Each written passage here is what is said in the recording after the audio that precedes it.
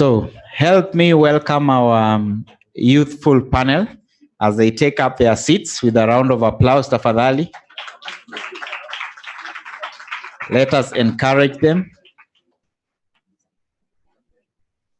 So the Youth IGF has been taking place in Baraza Room in the other side where we were eating, or rather where we were having our lunch. And Lillian Karaoke from Watoto Watch Network is going to be their moderator. They are quite a number, but I think they've selected among themselves leaders that will represent them and present the issues that they've been discussing since morning. So let's have a lively conversation with them. I hope we don't start logging off or snoozing after the heavy lunch that we've had. Niliangalia sahani zingine haziwezi pita Weybridge, but it is fine. Sawa sawa. We thank our sponsors for making sure that we are properly charged.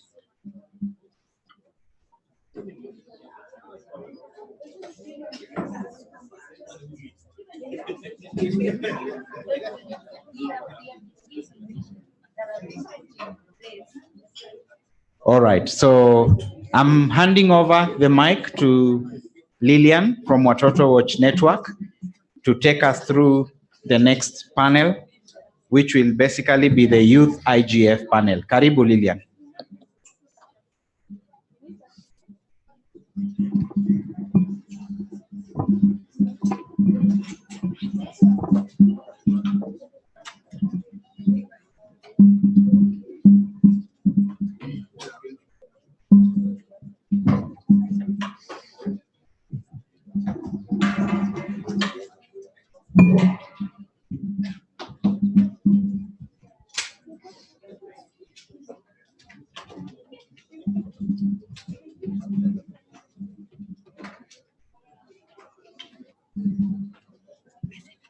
Can we get this video?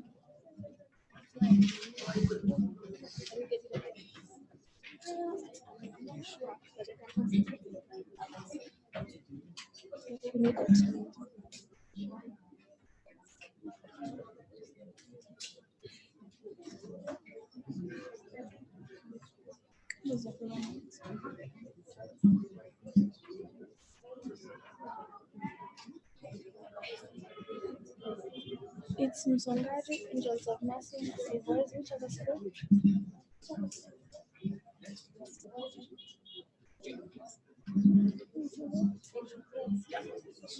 No, there's Bagati.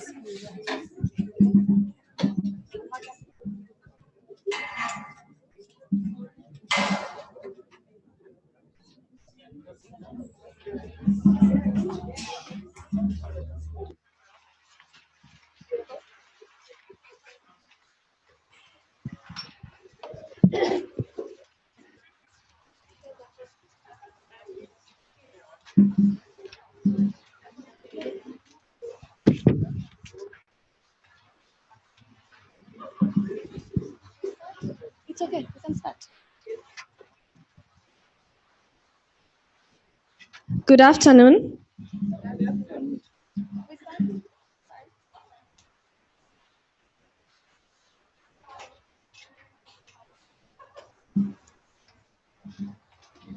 So my name is Lillian Karaoke, and I work for an organization called Watoto Watch Network.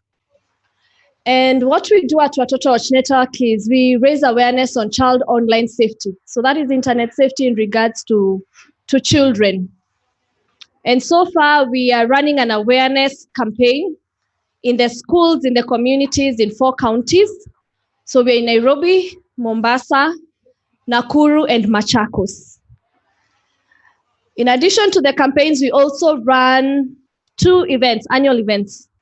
So we organize the Global Safer Internet Day, which is every February. And this year we organized the 6th Global Safer Internet Day. And this year we've organized the Youth IGF. This is the 3rd Youth IGF in Kenya. So when we began 2 years ago, this is the 3rd one. We had a representation of one young person at the Kenya National IGF, this one that is organized by Internet. Last year, we brought about 12 young people also to participate in the National IGF. And I'm glad to say this year we have about 50 young people participating in this year's National IGF.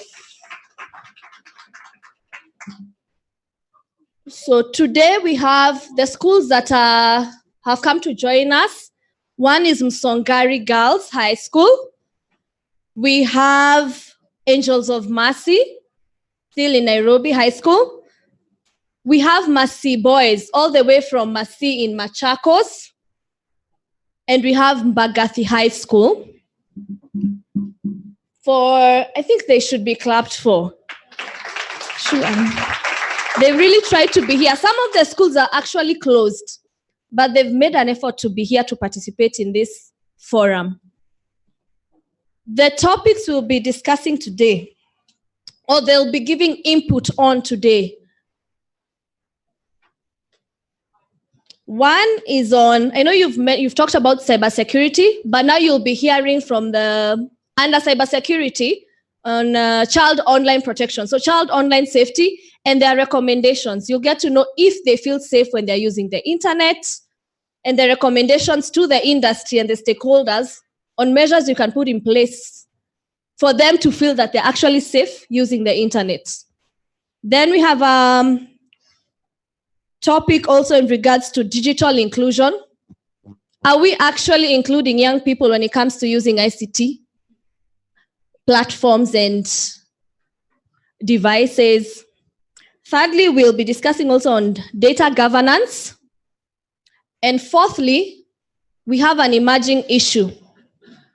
A new emerging issue that in every school that we've gone to this particular term, the children are actually talking about it. And that issue is online gambling.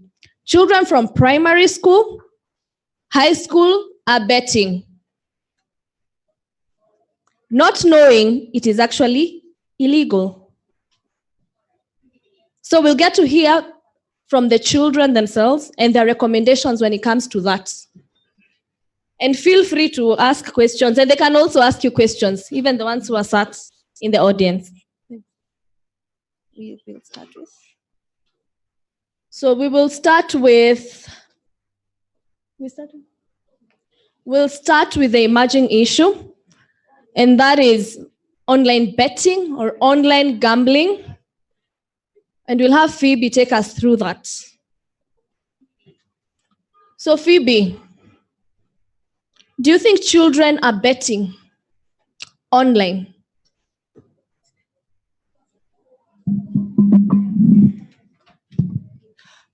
Yes, I do believe that children are in fact betting online. And as we discussed today, we outlined 3 ways in which they're able to bet. And the first one was that they're stealing their parents' IDs and registering onto betting apps. So the parents that are here, children are stealing your IDs. Your child may be stealing your ID and applying on these apps or signing up to these apps. Number 2, there's this thing called kuchanga. So it's whereby a group of 2 or 3 kids will come together. They changa what they have, the amount of money they have. Like everyone removes 20 shillings, 10 shillings, and then they give to a trusted adult. And the adult will actually bet for them. Now, this was very surprising. And the most surprising thing was that the third one was that the parents who are allowing their children to actually bet, they are giving them the ID numbers to sign up for these apps and allowing them to bet. So yes, children are in fact betting and gambling online. So if you, as a young person, if you were to come up with recommendations, what would you recommend?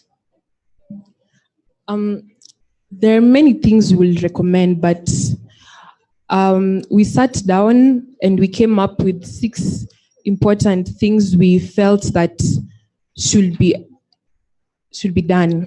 So the first one was movement of billboards away from our schools. We've noted that over the years, the number of billboards that are advertising betting apps have been increasing and increasing near schools.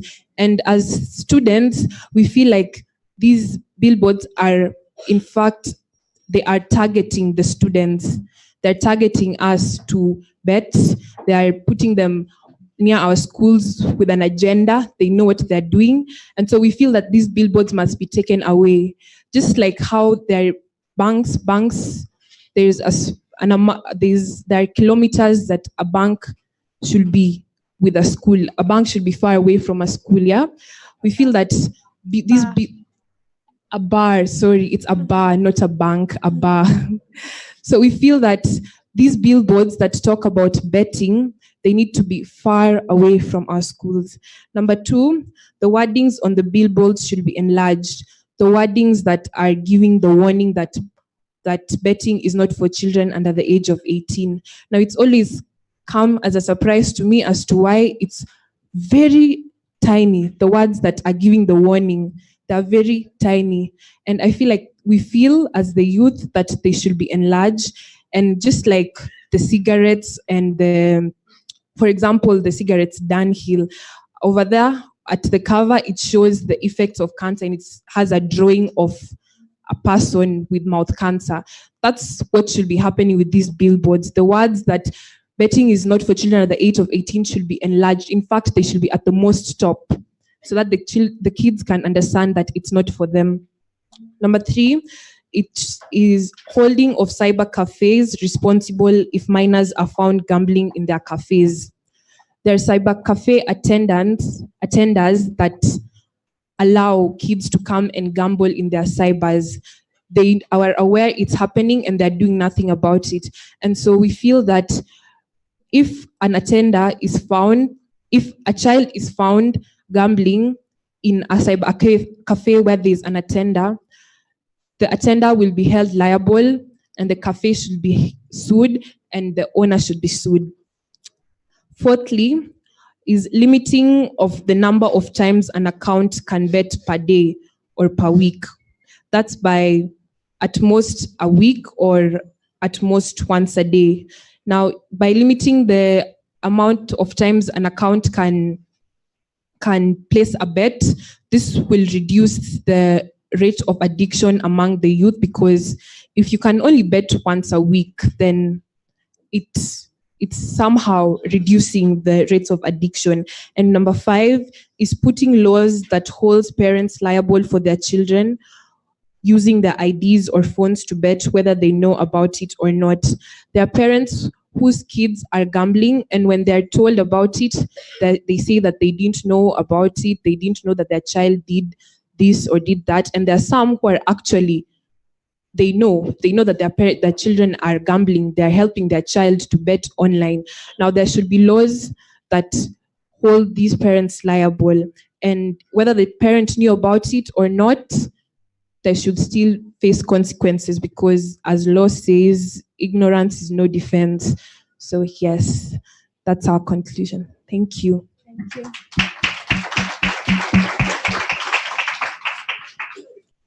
So you'll get a chance to ask questions in regards to that, but let's get to hear about child online protection. And data governance. Samuel will be taking us through online safety when it comes to children. Do you think children are safe on the internet, or young people feel safe when they're using the internet? Sorry, I'm not Samuel, but I'm Wilson. Okay, Wilson. I'm Wilson. So, yeah, I think they are not. It's okay. They are not. They are not safe. First, online, by the way, what I understand about the term child online safety, this is a protection of young people who are accessing the internet against harassment, bullies, insecurity, and bad posts, and making them aware of what is surrounding them while on internet. Child, as we know all that, child is a person who is under 18 years. And on the online, they are not safe so far because they undergo some of the challenges that I'm going to mention here. First, there's what we call online grooming. This is a stage where you post you take a photo, then you post, but someone somewhere else upload it, download it, and start to harass you that send me some of the money so that I don't expose you publicly.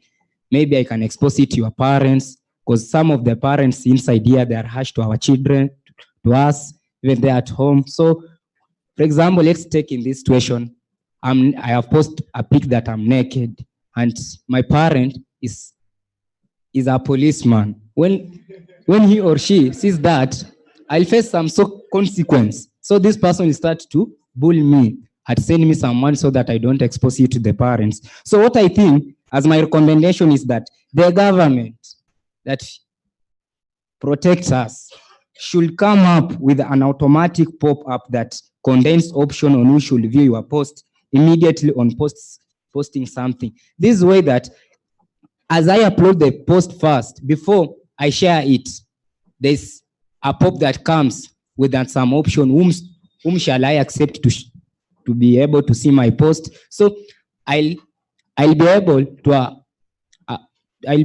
accept the person that I know will not expose me, is either my friend or somebody else that is my relative that cannot harm me. Next thing about child online safety, we get about cyberbullying. This is where this is how now, let's say that I have posted a photo, and the comments, for us youth, we like comments in Facebook, yes, because I'm one of them. Even me, I'm in Facebook. Even me, before I was educated, I always abuse people there, but nowadays, I don't want. So before that, for example, let's put this one in Kiswahili so that it may be somehow bit.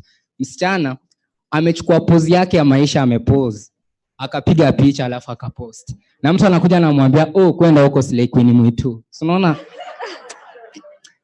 hapo ata develop some mind. Yani like seriously, na vile nilikuwa nadhani nimeweza, kumbe mimi ni Slay Queen mwitu. So msichana ataanza kukasirika, atakuwa na some effects zetu tunajua kama depression, atakuwa isolated, penye watu watakuwa nasema mimi ni Slay Queen. Yeye anasema mimi niliambiwa ni Slay Queen mwitu, let me stay aside. So how to help this person? The government, at least it's my wish that to come up with online sender everywhere in the area, because me, I'm considering the person who is inside here and the outside one to be able to spread this online sender everywhere, so that everybody mwenye ashaipata in that situation, who is in this situation, to be able to access this online sender so that he or she may be guided and counseled and to be directed on how he should overcome these such things. Then the next we discuss is all about what we like youth. Youth, for us, we are very funny. We like something that is called sexy chatting. This is where mtu anakuambia nataka unipigie. For example, me I have a lover somewhere. Unajua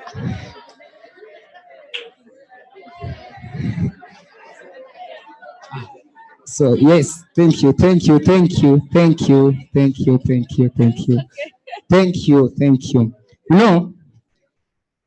Let me be honest. This is something that I do. So I'll tell my lover,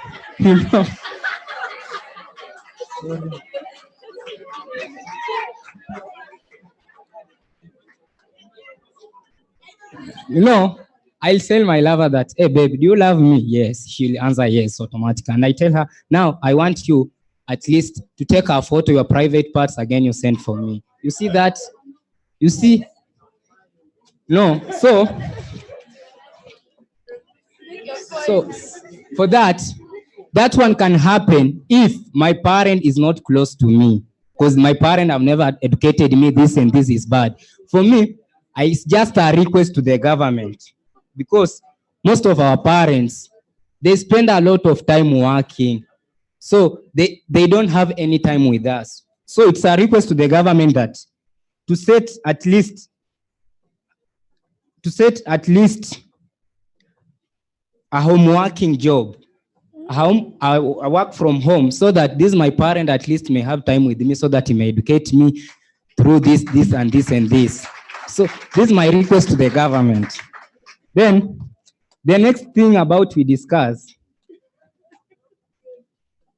on this issue about sex chatting. Again, sex texting, chatting, texting, whatever. So it's just a request to the government, at least to come up with a specific group to educate the youth how their private parts are important and they should not expose them publicly.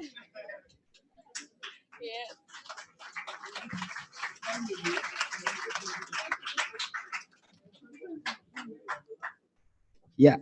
Then my recommendation to the government, this is about how to avoid this, how to protect this child from such things. You know, nowadays, there's something that is called free Facebook, free WhatsApp. So that's one have made so many youths to engage in that things because you get that a youth most of the time is spending on the Facebook because it's free. It does not cost him anything. So for me, I just request the government to tax these apps heavily. Those people who to tax them heavily so that they don't offer such things, free Facebook. How? To be taxed heavily. And if not, to be banned even in Kenya because they're spoiling us. His own opinion, let him talk, let him finish. Then, we look on both sides. We look on positive and negative sides. Although they are useful to us, but somehow they spoil us. So what I come, according to me, my conclusion is I beg the government at least this year, at least those emergency numbers, at least to put them publicly on Facebook. Immediately I log in, I see that emergency number. In case of anything, report on this. So when I have been bullied, there's no need of going so many process so that I may reach you. I just go there, then I click, then automatically I send you the information that I've been bullied. Last but not least, for example, yesterday when I was watching news, I was almost crying because the boy of my age there, Nakuru, was caught watching a pornography. So me, I come with a solution that the government and DCI, they should follow up the suspects, like those cyber owners outside there, with the pornography sites. They should follow up again.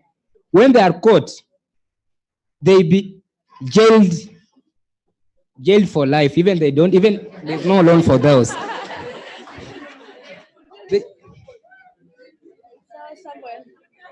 That's fine. Yes. Last one. We have those account hackers. I know they are here. Yeah, I know they are here. So those account hackers, those now that the government, if we report these things, the response is always that we are following up. But they have not tell us the time that they will take to follow up the matter. For me, I just request this matter to be taken within 2 hours. 2 hours, the person is caught and the legal action will be taken. Thank you. I'm Wilson.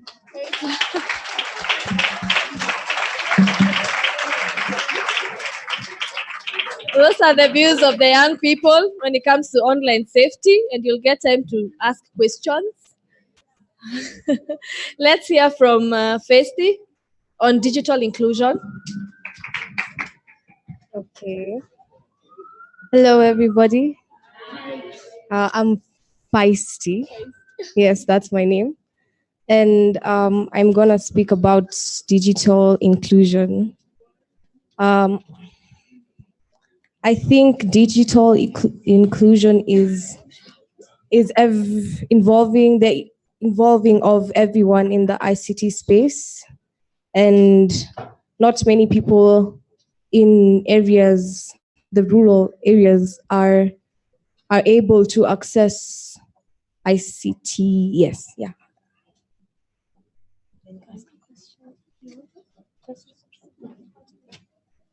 Okay, for one, my recommendations on this is, my first point is teaching and understanding the importance of being digitally literate. This creates awareness on the importance of the internet, like, oh, I'm not loud enough. The internet gives opportunities worldwide for us youth. We can get scholarships, and the research that we do to know about people elsewhere, and just learning in a bigger and a wider space. We could also use the internet to blog and talk about our point of views in life. And when people don't have access to this, they have no way to express themselves. Yeah.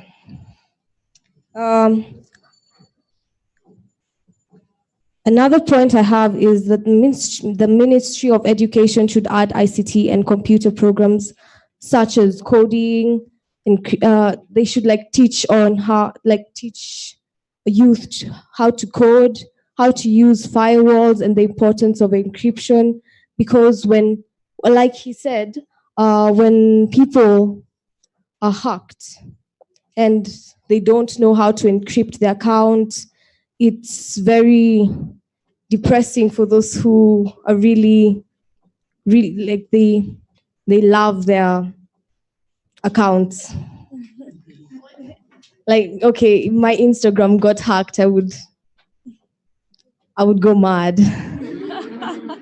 But luckily for me, I know how to encrypt my account. Yeah.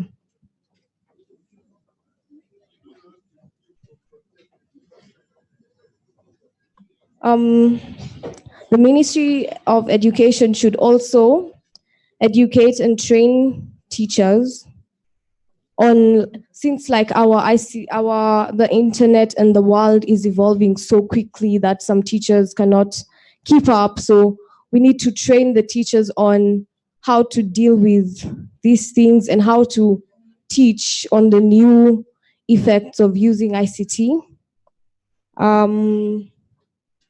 And to employ younger teachers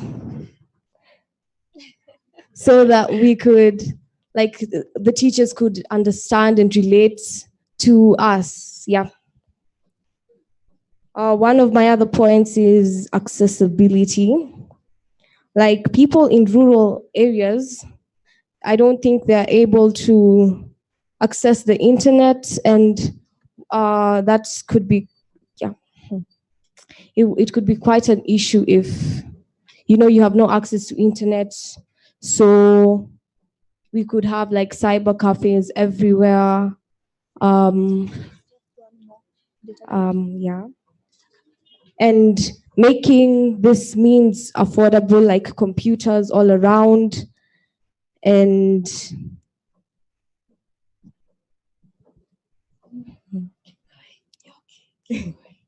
okay, on my last point, I have including the youth on worldwide problems and seeking their opinion, attending ICT forums like this, which help us give out our opinions on how we could help each other when it comes to creating a better environment for everyone who's using the internet. And for my last point, my final point, the government had put in this point where that the younger children are going to have laptops for their working, and as high schoolers, we use very old computers, and I don't think it's fair for us. I think everyone should be allowed to have laptops in school. Yes. Yeah. Because And we're kindly asking the government to take us into consideration because our computers are not very equipped. And yeah, I think that's all I have. Thank you. Thank you.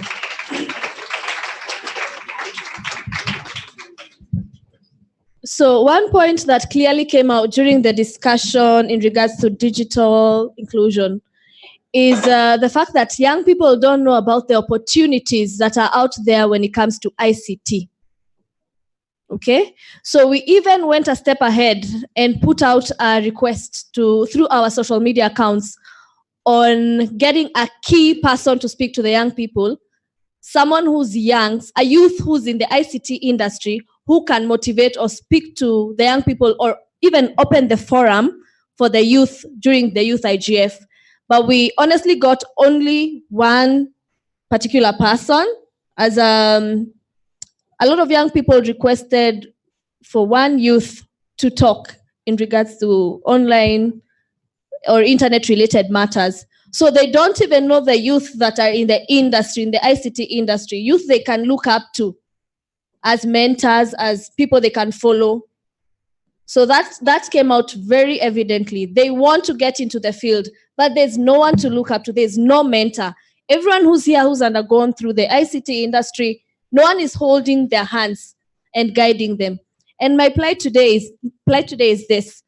Today we are sat here during this particular forum, but after the Youth IGF, we never get a follow-up. As in, for this particular forum, people will go to the Africa IGF. They leave behind these young people. You go for the global IGF, you still leave behind the young people, but you're still saying that you're mentoring young people when it comes to ICT.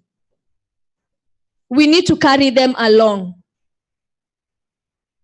That's my hope for today and prayer as we continue on, as we are sat here to consider them. We have one more discussion or topic in regards to data governance. Someone will take us through it. Data governance is managing data or control of digital data. Data governance is governing data, and governing is controlling, sindio. Kwa hivyo, data governance is managing data ama controlling data. There are issues surrounding data governance. One of the issues is breaching of personal data. Breaching of personal data. Have you ever asked yourself how some Facebook pages find themselves on your wall? It has to do with the data that you give to Facebook or activities online. Sindio. These are when you are logging into Facebook. Let me use Facebook for example, sir. When you're logging into Facebook, you put your phone number there and other details. So when you put your phone number there, that is why they breach you. They find your phone number and they will use it to breach you in stuff like Facebook. Sir, I'll see you. Ingine kuna hacking issues. Hacking the issue. There are people who just hack. They hack your account and they do stuff. They hack your account and they do some very, very bad stuff when they hack your account, sir. Another issue is being added to social media groups without consent or permission. This is, let me use WhatsApp. For starters, if, let me say, a friend of yours has your phone number, he can add you in a WhatsApp group without your permission or without you knowing. So at the end of the day, you find that you have been added to like 4 or 5 groups. Some of them are immoral, others are good, others are bad. So yes, most of the time people are added to social media groups without their consent. Another issue is being engaged without prior consent. For example, WhatsApp. Just as I said, in WhatsApp, they will add you, and you sometimes you even don't know, si ndio? Unapata tu umetumia message, haujui uliwekwa groups ngapi, hadi unauliza wase uliwekwa groups ngapi, una exit unapata umewekwa ingine, unapata umewekwa ingine, si ndio? Hiyo si tabia mzuri. Kwanza iko group ingine wase waliingiza nini depa shule sijui alitoa wapi namba yake, wakamuingiza kwa group. Sasa things got really bad and I exited very, very fast before things got messy. Yes. Now the solutions or the recommendations are to the issues are the social media platforms should have second security verification. Sir, we are looking forward to a time when WhatsApp will ask somebody whether they want to join a group or not. Sindio? Usiingize group na ujui ni ya nini.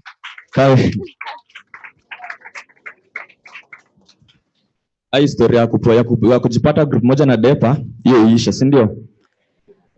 So we are looking forward to a time when you will actually be asked, for example, a message itakama hapo kwa juu kwa simu yako ukitumia, inakuonyesha umeingizwa group, si ndio? Inakwambia kama unataka ku accept uta accept, kama unataka ku accept unakataa, au sio? We are asking for, yani, if they will help us achieve that, ndio hizo mariba ziisha, si ndio? Asante.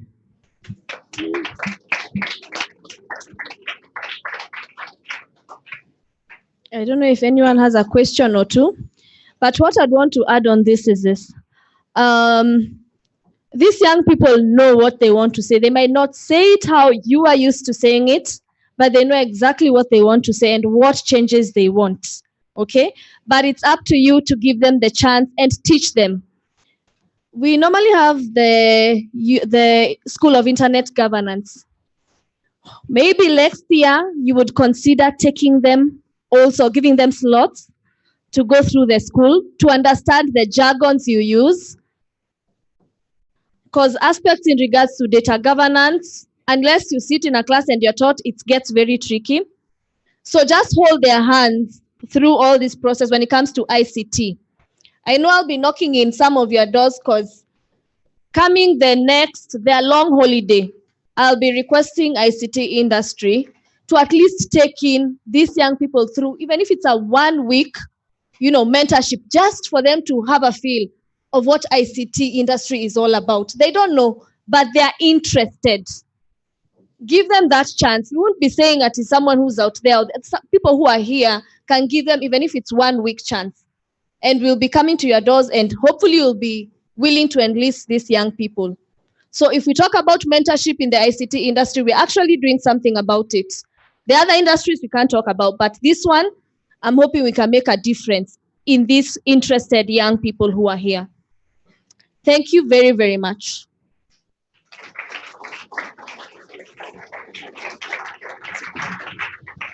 A better round of applause. Thank you very much. Do we have any questions for our citizens? If you have a question, quickly queue on this mic. We are running behind a bit, so Lillian will moderate the Q&A session, then we'll transition.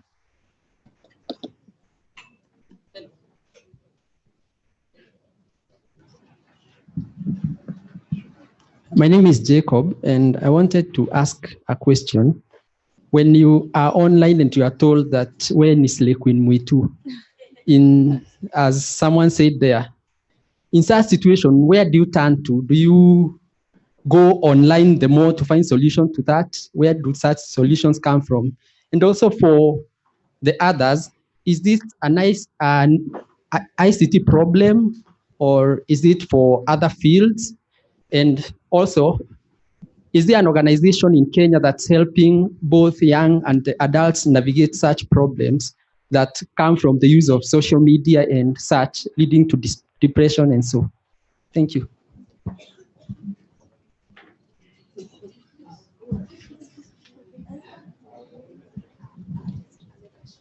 We take on again. Hi, everyone. So my question would go to everyone there. And it revolves around the age at which you're supposed to have your own device. So most of the people here and most of the grown-up, they will argue out that you're not supposed to be online when you're below 18. But the challenges that you're facing are actually challenges that even most of us here there we are also facing. So according to you, at what age should a person be given a device or a piece of technology so that they can be able to use? Because you'll find that even a 5-year-old child or a 10-year-old, they already have a phone, but still they don't understand the risk that is there. So at what age do you think that children should be given phones? Hi, everyone. I'm Epiphany. My question will be to all of you again in connection to what he has asked. Suppose we limited the age of joining social media to 18. How would you feel about that? The next question would be, what's your role? What's your role as kids in helping yourselves protect yourselves online without involving any other stakeholder? That's my question. Thank you. Muulize maswali ya watoto tafadhali. Ama namna gani? We have some remote questions. Yes, we do.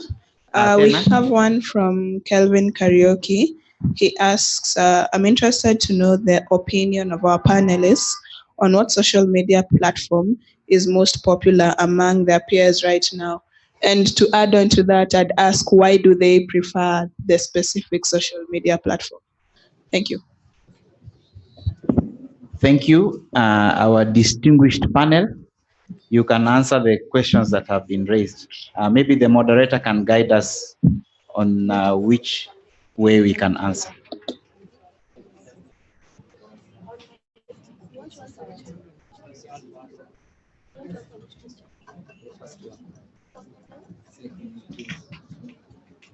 Okay, answer.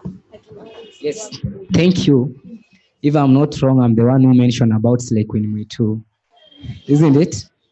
Yeah. So what you do, I have been this thing have been done to me, but I don't know how I can control it. That's why I request the government at least to come up with an online center where I can be directed to go and get some guiding and counseling, like HIV centers that are everywhere. So HIV cases that are now limited in our country, but this one is just like an HIV. So government, please create for us the center so that we may go there. Again, the next question that was asked about the age, according to me, for me, what I request is that, as we know, mtoto ni mtoto tu. Akiona hiyo picha hapo kwa uchi, pia atataka apige au kuwe uchi aonekane, unaona? So for me, wazazi, inaenda kwa wazazi, because me I'm a child, I can't afford the phone. It means if I have a phone, it's either it's my parent who bought for me or I steal the money so that I buy it. So the parents that the one who's supposed to control these people, they know the age of the phone. For me, mine was just at the age of 21 to 21 and above. At least that one, you are a matured person, you can deal with that issues. But at the age of 18, for me, I think you are still a kid, because somehow your parent is taking care of you. So there's no need of you having a phone, because it will have no impact on you. Thank you. On the same question, what do the young people in the room feel? What is your feel when it comes to that? I just want one answer so that we have a representation from the ground. There's a mic. There's a young person there.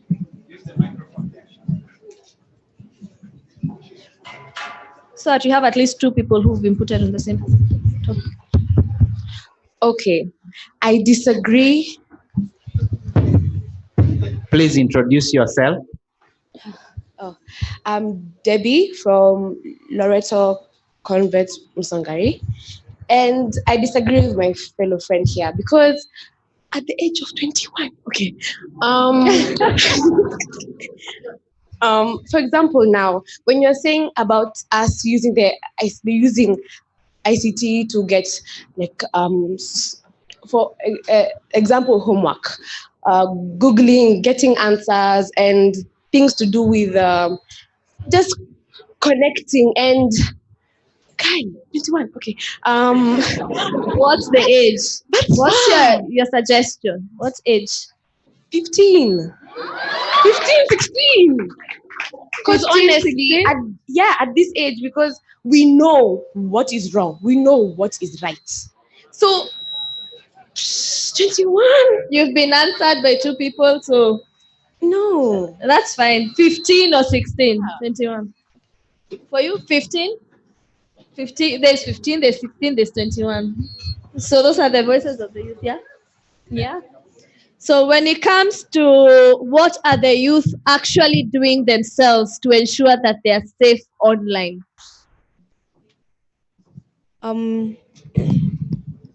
I and my friends and I, we ran a campaign. My friends and I ran a campaign on cyberbullying and bullying in general. We have a plan to start going around schools to spread awareness on cyberbullying, because we know it causes depression and it can lead to things like committing suicide, and that's not something we want our youth to go through. So yes.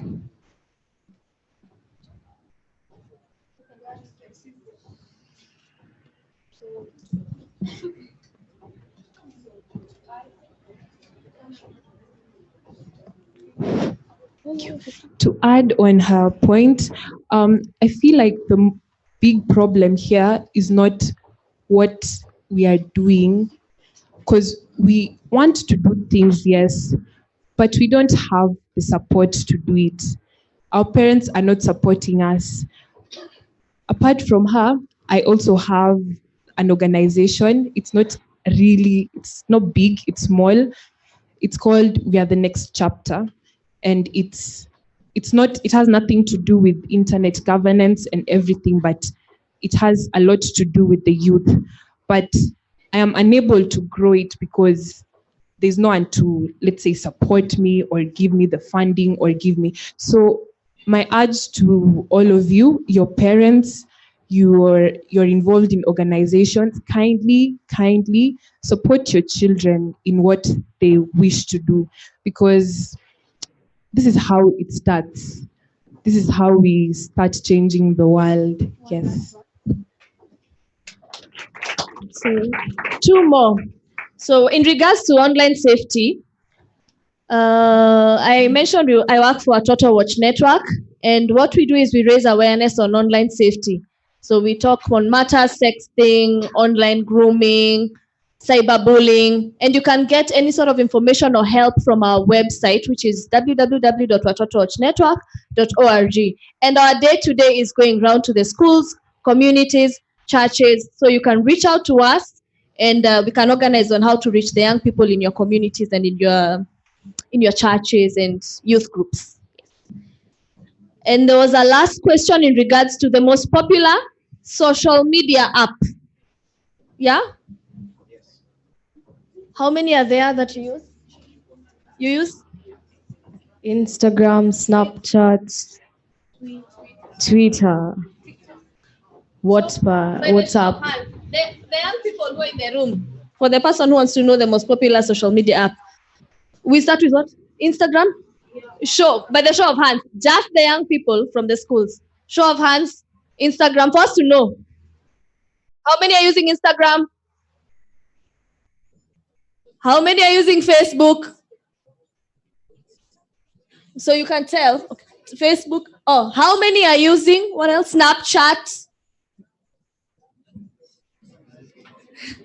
How many are using WhatsApp? Everyone is using WhatsApp, so we'll go with WhatsApp. Thank you so much. A better round of applause for them. Please hold on. We have some gifts for our panel, Rosemary and Monica, and a photo session. Thank you very much for keeping us awake.